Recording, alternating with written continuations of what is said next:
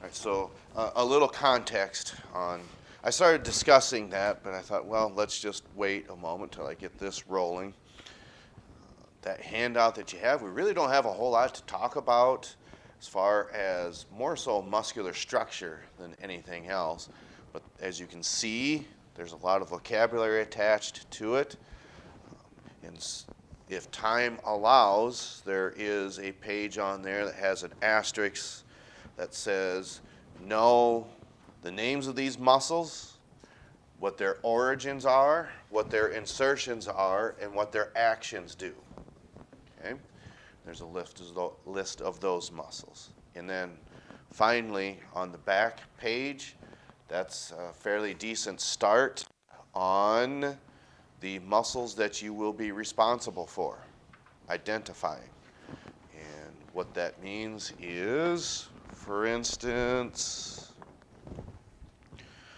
something like, I don't know, I'll just get this book out as an example.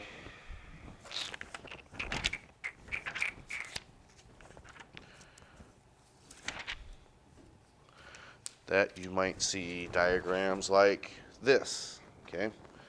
As I inch my fingers over, as you can see, like this guy right here in the leg, okay? And I've got a model of the leg in there, and you probably have seen it before. I suppose it was made by a 3D printer. It's actually pretty neat to have that because it does pretty nice to have. And I do believe, yep, like I said, I usually know where everything's at in here.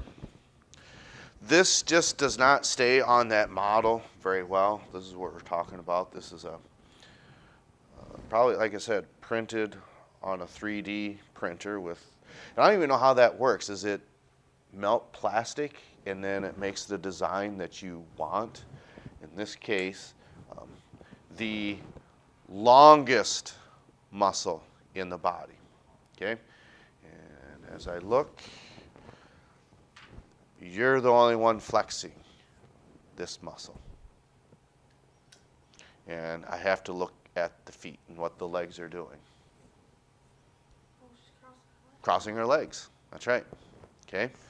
Some of these have what we want to call common names, and that's what this one really does, because what happens is this starts up in the pelvic area, then it crosses over the top and goes to the medial side.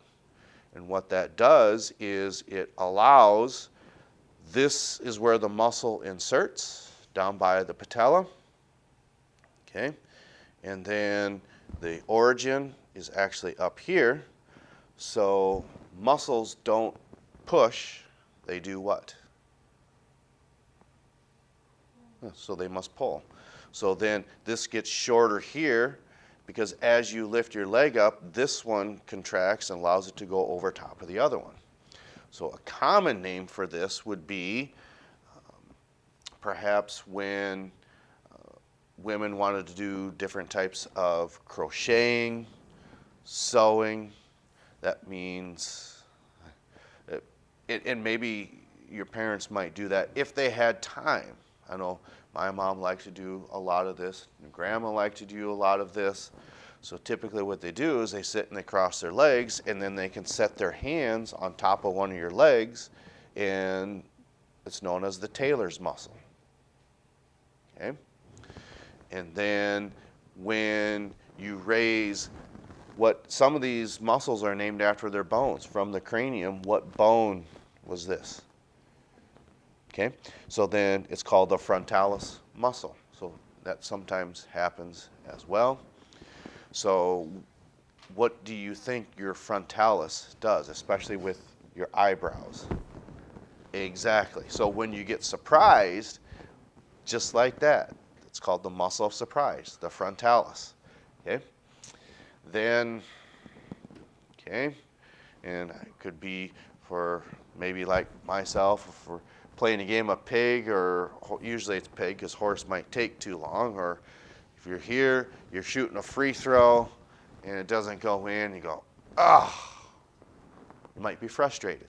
or if you're like myself in basketball, you throw it and it's a turnover and, well, got to get back and play defense now.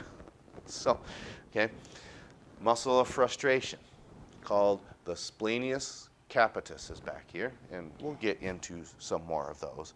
Then we've talked about this, the sternocleidomastoid. That sounds familiar because it's naming bones. Okay, the sternum, your breastbone here, the clavicle, and then what bone is this up on the jaw?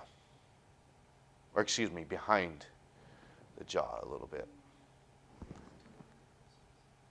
Nope, it's a little bigger than that. Okay, what we're talking about here, I originally was pointing to this, that's incorrect. You're close. This just doesn't have the anchoring power, but this does. Okay, what bone was this? Oh, sphenoid's a little higher. Temporal bone. And this isn't the temporal bone here, but it's a process.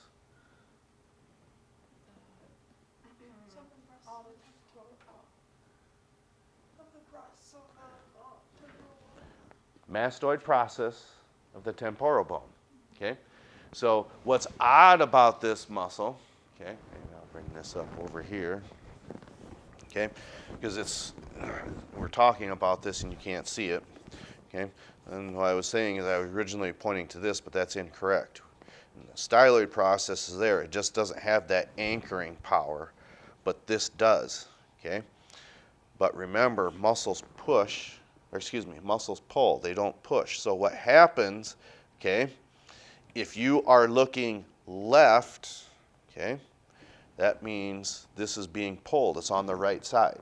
So your right muscle is doing the pulling, but you're looking left, and then vice versa. If the right sternocleidomastoid is being pulled, then you are looking left. But if they both are flexing at the same time, and bow your head. Of course, when we say that, bow your head in what? And pray. That's right. The prayer muscle. Okay? So we had the Taylor's, surprise, frustration, and then the prayer muscle, and then there's one more that I like to discuss. Oh, the muscle of indecision. If you don't know something, what do? A nonverbal response. Exactly. You shrug your shoulders. Okay? There is a large muscle in the back, the upper back, because the lower one's your latissimus dorsi. The upper one is called your trapezius. Okay? So you're flexing your trapezius every time you raise your shoulder. Okay? Those are just common names that we sometimes discuss. Okay.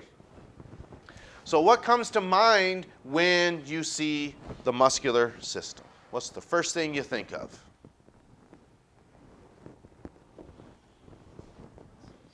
True. How about a number of muscles? Well, start with bones. How many bones do we say that we approximately have? 206. Okay. So then what would we discuss as far as muscles, do you think? So it's got to be at least 206. Triple that. Okay? There's about 650 muscles in the human body. Okay? And a lot of this we just don't even have to think about. Just the idea of picking things up with your hand, okay? Doing this, simple things like this. And not all of these are skeletal muscles though either, okay? Have you ever heard of fast twitch muscles? Those would be like ones in your eyes, okay? Because they're, some of them we don't have any control over, okay? Which is sometimes why you need something like this. It just can't be brought into focus because as we get older, it's not always the case, but when I'm reading out of a book, it's sometimes a little difficult unless I maybe step back a little bit or hold this a little further out, or if I want to hold it closer, then I got to do one of these things and put these glasses on, and it's in perfect focus. Which is why you just never think that something like this is going to happen, to where, because I can't do this. This would give me a headache, okay? Because then you're doing two corrections for looking far away. I certainly don't want to do that, okay? Because if I want to focus on things up here, this is perfect. I mean, it's nice and crisp and clear. But you take this off and it's just a little blurry, but looking far away, everything is clear. Okay. So, like perhaps your parents, as they find themselves having to put glasses on to read, do they wear glasses all the time? Okay. And some of the things you can do is LASIK surgery, and that is what? You know? You're taking a laser and you're carving something specific in your eyes. Contacts. I hope not. It's carving the lens in your eyes to reshape them to the correct, well, I suppose you could say shape for bringing things into focus. So it's fair to say that water is the bulk of our bodies. We know that. Bones are not the bulk of our bodies, even though they're living organs and living tissues, but it's the muscles that surround our bones that give us the bulk of our body. And unfortunately, as we get older, besides attaching to muscles, attaching to bone, sometimes we can partake in maybe few too many, some people choose few too many alcoholic beverages, because what happens is that alcohol gets converted to sugar, and sugar then gets stored as different types of fatty compounds that then are maybe a little more difficult to get rid of. Okay, so the muscular system, of course, provides movement, and how does it do that?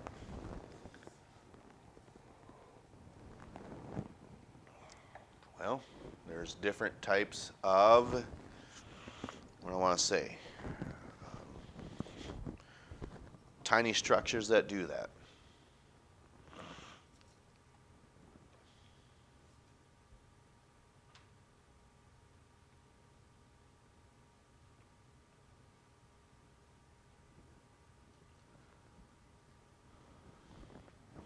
And when you start dissecting your cat, what you're doing is separating a lot of these layers.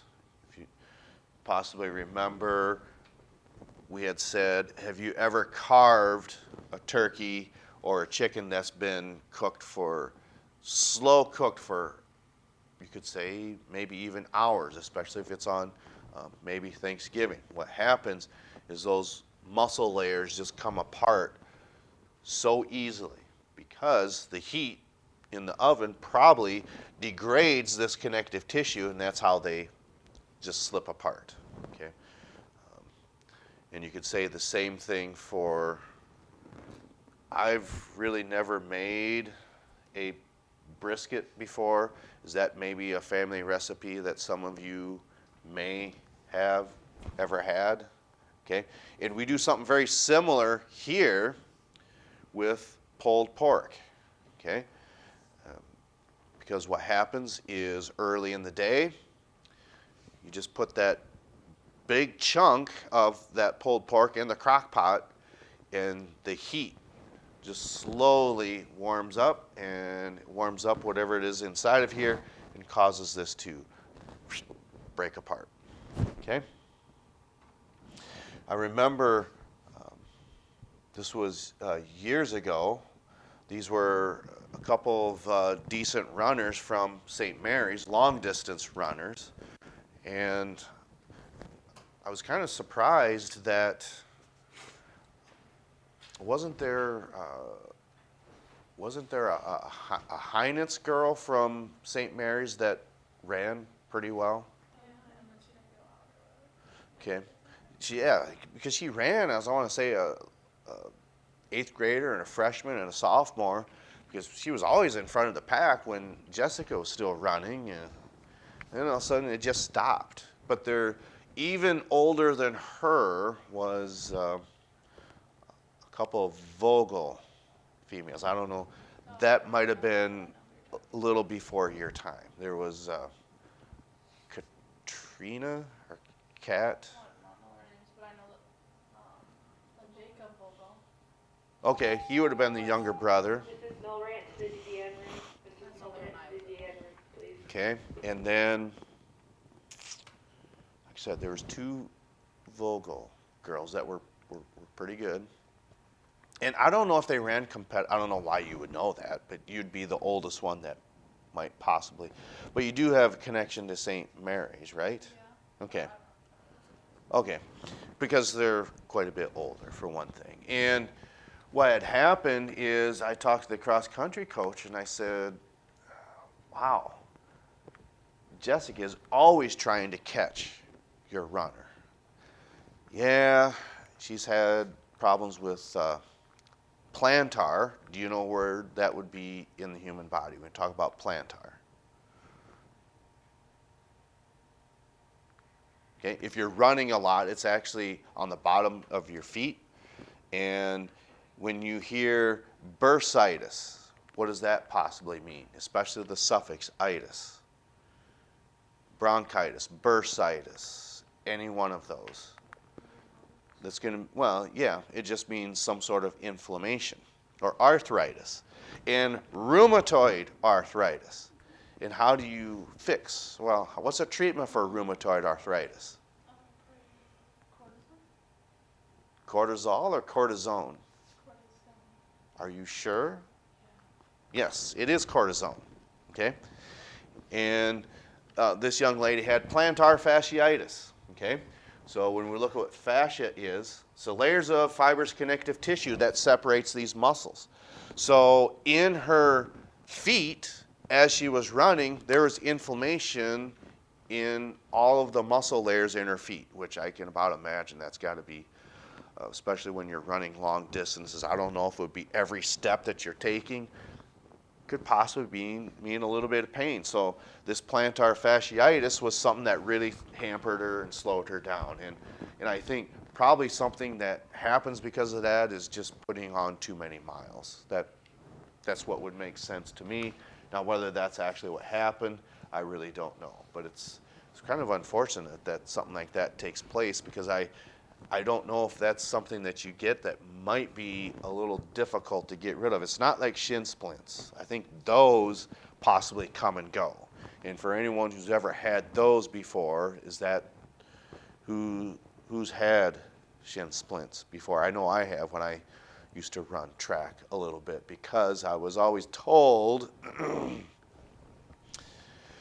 what are your distances for sprints? Of course, 100, 200. Is it really a sprint? I was told it was a sprint. Is it really a sprint?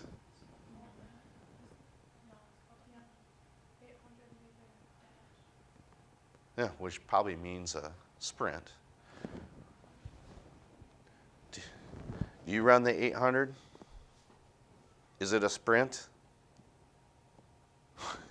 Have you run the 800? You never at a track meet, you've never run the 800? Oh, thank God. Okay. Okay. No? No? Okay. I was always told it's a sprint. Okay. Do you remember, why would it stand out? What was your best time? Mine was 2:32.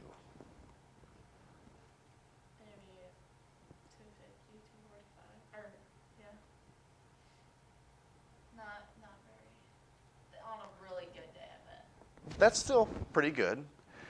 And you had your coaches saying, come on, run faster. Yeah, but that's before we were really good. All right. So, And aponeurosis, okay, sheets of connective tissue which may attach to bones or coverings of other muscles. So this is not in between the layers, but rather something that you could say something like this may attach to coverings of bones. This would be what's attaching to the patella. Because what can actually happen is in some sort of traumatic injuries, maybe in car accidents where there's lots of forces involved, if that femur gets broken or busted, this can actually hold on to that bone tissue so tight you actually rip the bone open, and that can be what causes the break too. But that is, like I said, that's a lot of extreme force that would have to take place. Okay.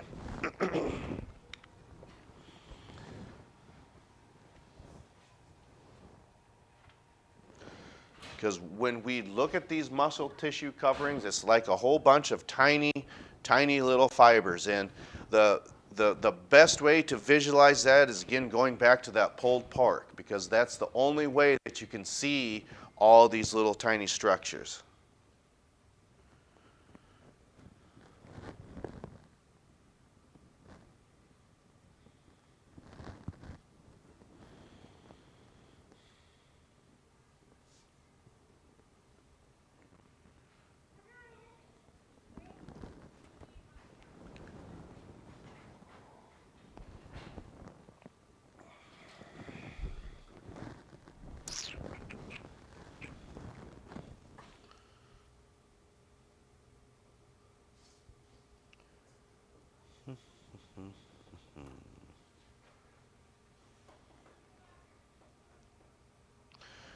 Okay.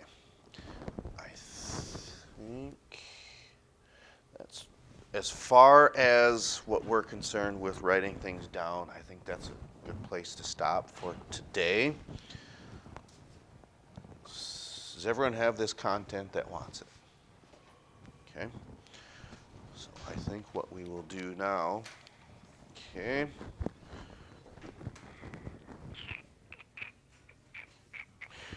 When you took health class, did you do muscles, individual muscles at all? No? Okay. Even any parts of muscles, like any of these terms or structures or anything like that? Okay. So does it make more sense to you to have your book and go through them?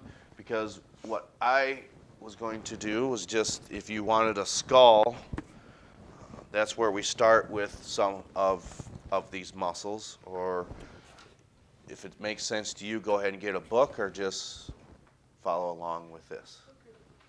Okay. So we're looking at page 315, and I don't know if your classmate brought a book along. I don't know why she would have taken one with her, but maybe she did. Okay. If not, we're not going to have this evaluation like we did last chapter. It's not like we're going to have this on Friday. We just haven't had enough time to go over these. Okay. So from the top down, Latin for circle is look on the face, and where do you see a circular muscle? There are two of them.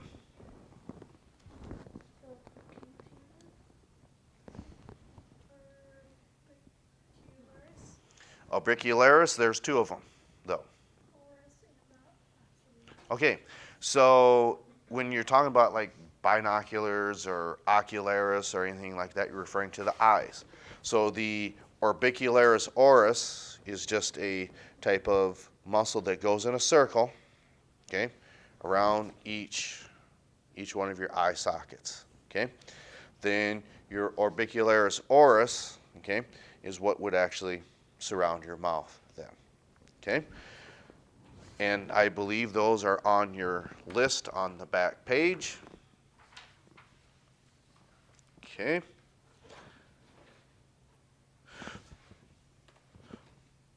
And when we said there's 600 muscles, each one of those muscles does not have its own distinct function, okay? I mean, that would that would be probably axiomatic, which means we don't really have to explain that because we don't have that complex of movement where we could move our bodies in that many ways. In other words, they work together. So you could very well have 15 to 20 muscles, individual ones, performing a very similar function. Okay? So it's a common statement that, and we tried, and I try to do this too, okay?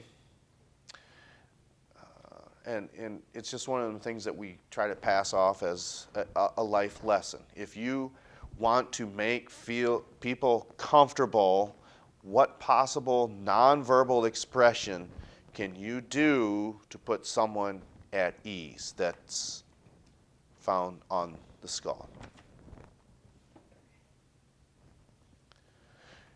And it's not necessarily we'll talk about the muscles that do that, but if you want to put someone at ease. And who can we pick on in here? Okay, so here on the end, she was first. So I don't know. Does anyone even go to the mall anymore? You do? Okay. So who are you with then? Okay. So then, two were saying, oh, look at them. There's some cute guys over there. Okay. So you see them over there, and then they see you. Smile at them. Just smile. You got her messed up for someone else then. You gotta run out of Target if we see someone that's cute. I'm not even kidding about that. Oh, you're talking about the across the street to the east. You said Target? Or Walmart. Oh, I thought you said Target. I said Target, but I'm at Walmart, so we can't go anywhere. Well, that's not at the mall. No, it'll happen at the mall too. They Oh. follow us into stores and it's awkward because Paisley doesn't want to talk to them. Well, see, because see, that's it. You're smiling. Okay? That makes people feel comfortable. Okay? At least it's supposed to. Okay? So now when we talk about smiling, what on here could possibly even remotely do that with muscles that you see on your list and what you see on your paper and what you look at here for structures? Again, there's not just one single muscle that would do this. Which one? The zygomaticus? I think so. Okay. I would agree. So why did that muscle get its name, the zygomaticus muscle?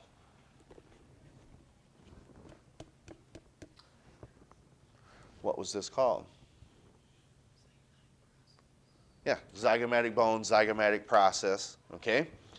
So there's one muscle that would permit smiling. There's going to be others that actually aid in that because what you're talking about is that actually pulls the corners of the mouth up, okay? There are two other muscles that probably help in that process.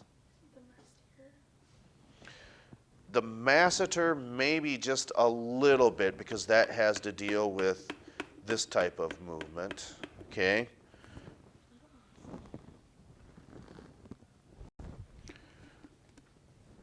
The one that starts with a B.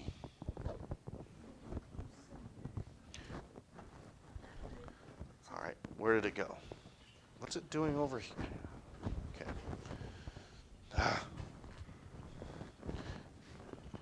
Buccinator, okay?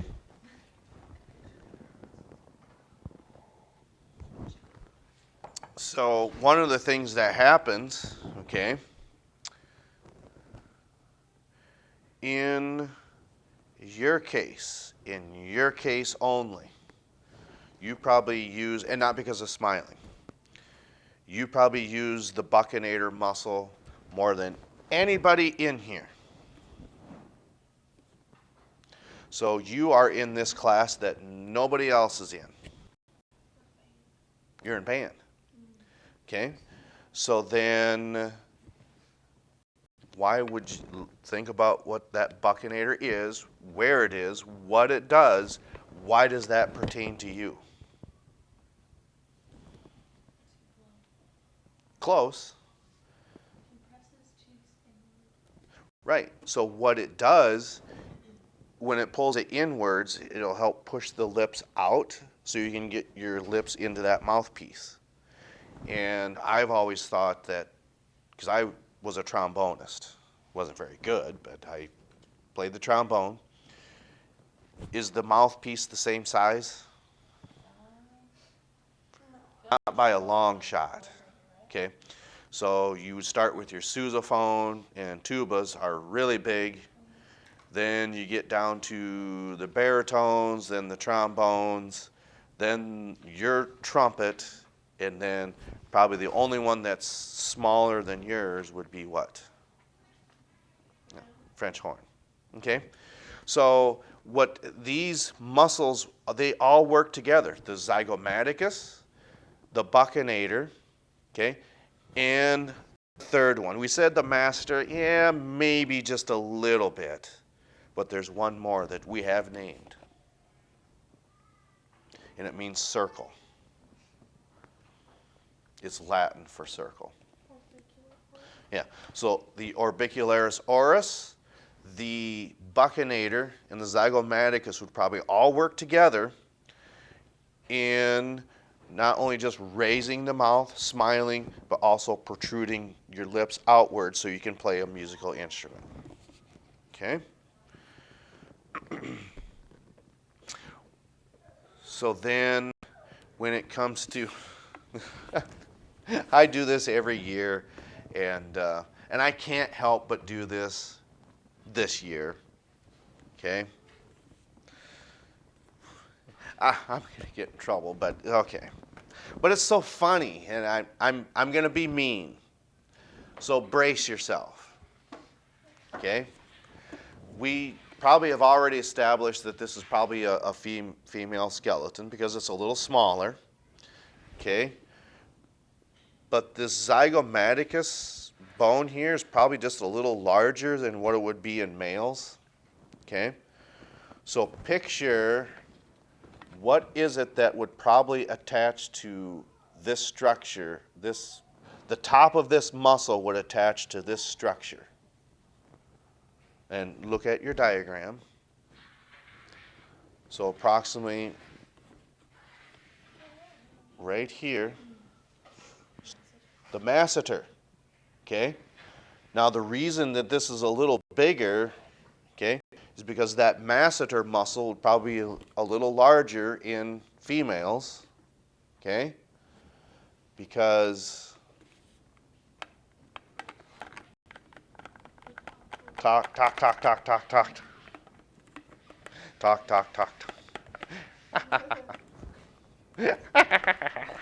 So, yeah. But yeah, I set aside. My apologies. It's not necessarily true. But I have believed in this though. I do think that women probably carry gum more than men do. I think that's kind of, wouldn't you say that's accurate? Okay. All right. So then, last thing we'll do, what would you guess? The masseter probably plays a little bit of a role in talking. Okay? But mainly, there's a set of muscles that will do this, and that masseter then clamps down. So its major function is for chewing. Okay? It's not the only muscle that does that. Okay? Oddly enough, and you can feel this, every time you clench your jaw, okay, you can feel this right here. That's where this muscle is located. If you clench your jaw, you can feel types of movement up there. And what muscle is that?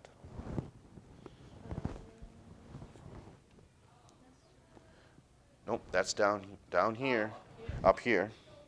So there's a bone right beneath it. temporalis. Yep. So those two muscles work together. Remember, there is no single one muscle that's going to do its own function. There's going to be bones that work together. Okay.